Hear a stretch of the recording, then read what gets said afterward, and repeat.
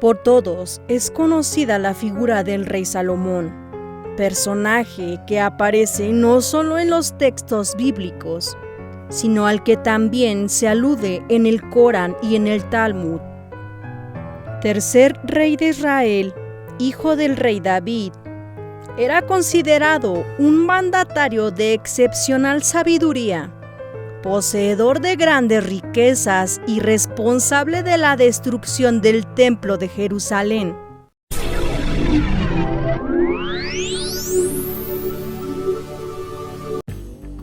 Según se relata en los textos, este monarca contaba en su haber con una serie de objetos de peculiares características que facilitaban sus empresas al servicio de Dios y que otorgaban un inmenso poder a su poseedor. No en vano, según las profecías de diferentes pueblos semitas, el que tuviera estos objetos bajo su posesión tendría el poder de dominar el mundo.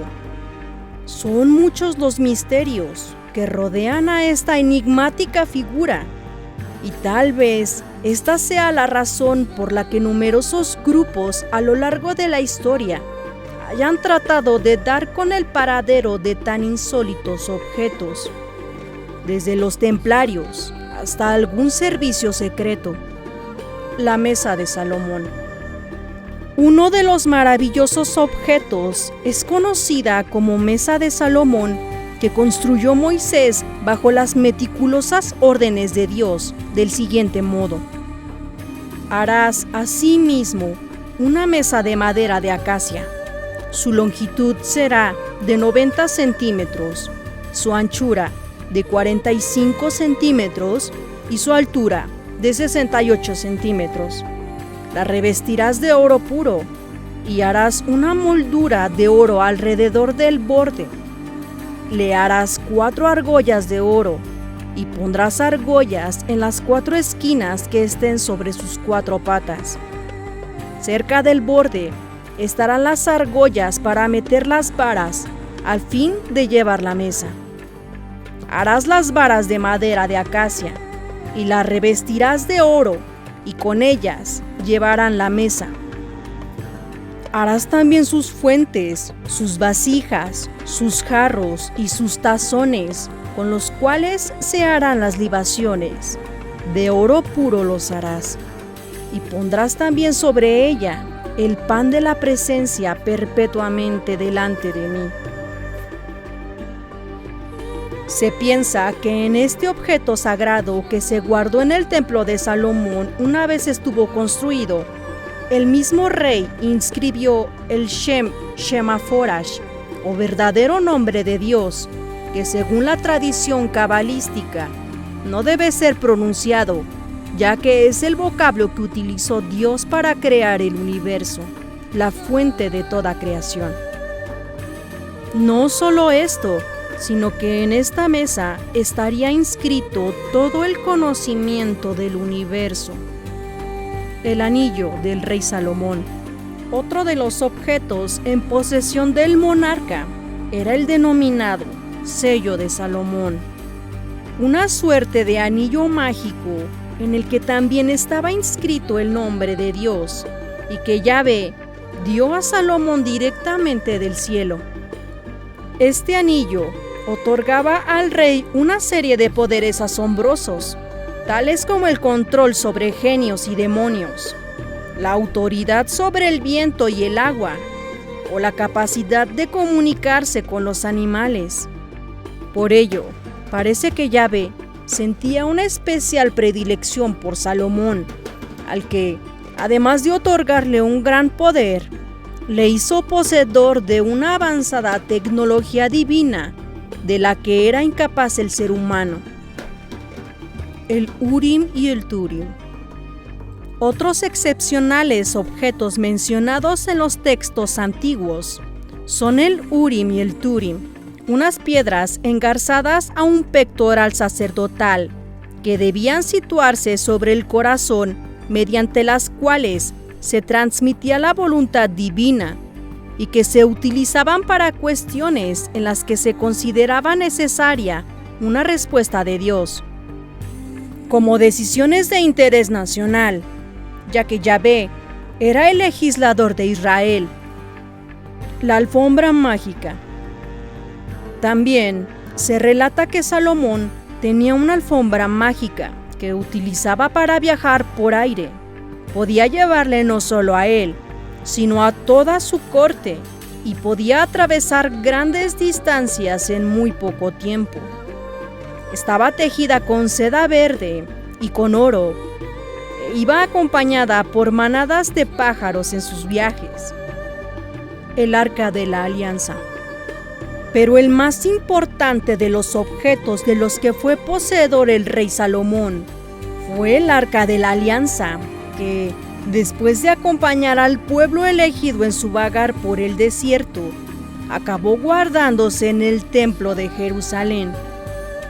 Un cofre que se colocaba en el lugar más santo del tabernáculo y que también Dios mandó a construir a Moisés. Hecho de madera de acacia y revestido en el interior y en el exterior de oro puro, la cubierta, al contrario, no estaba recubierta de oro, sino que era oro macizo, adornada con las figuras de 2 querubines. Harás también 2 querubines de oro, labrados a martillo. Los harás en los 2 extremos del propiciatorio. Harás un querubín en un extremo y un querubín en el otro extremo de una pieza con el propiciatorio. Harás los querubines en sus 2 extremos, y los querubines se extenderán por encima de las alas, cubriendo con sus alas el propiciatorio, sus rostros el uno enfrente del otro, mirando al propiciatorio. El arca presentaba la presencia de Dios y parece ser el medio que se utilizaba para comunicarse con el pueblo de Israel.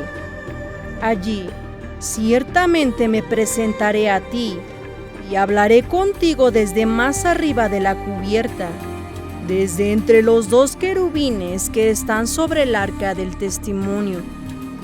Este extraño objeto debía colocarse en el interior del tabernáculo tras una pantalla divisora, además de ser cubierto por pieles de foca y una tela de color azul para impedir que el pueblo la mirase ni siquiera.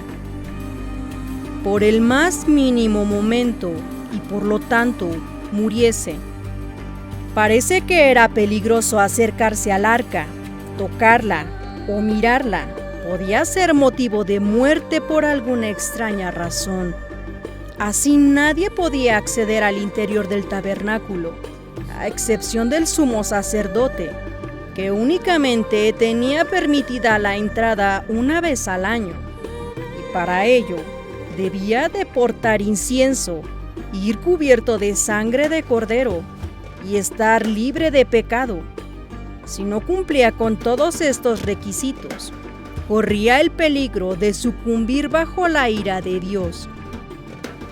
Este Dios se manifestaba muy celoso del cuidado y del respeto con el que este objeto era tratado por los hombres, llegando a matar instantáneamente a quien se atreviera a posar su mano sobre el arca, incluso aunque fuera con las mejores intenciones. El arca era también el contenedor de otros objetos que Dios otorgó al pueblo hebreo. Las tablas de la ley entregadas por Dios a Moisés, la vara de Aarón con la que realizaba los milagros de Dios y la fuente de maná, que era el alimento que Dios hacía llegar a su pueblo mientras les guiaba por el desierto. Este Dios celoso e iracundo que encontraba un especial deleite en el oro, en algún momento hizo entrega a los hombres de una tecnología tan avanzada que sus poderes eran interpretados como voluntad divina, que solo otorgaba a unos pocos elegidos, como el rey Salomón, o como medio para obtener un cierto fin. El paradero de estos objetos mágicos que casi parecen venidos de otros mundos se desconoce a día de hoy.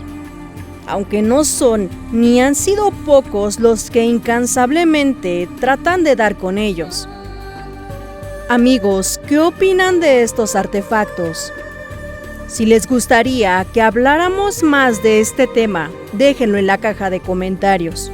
Por favor, no olviden suscribirse y darle like.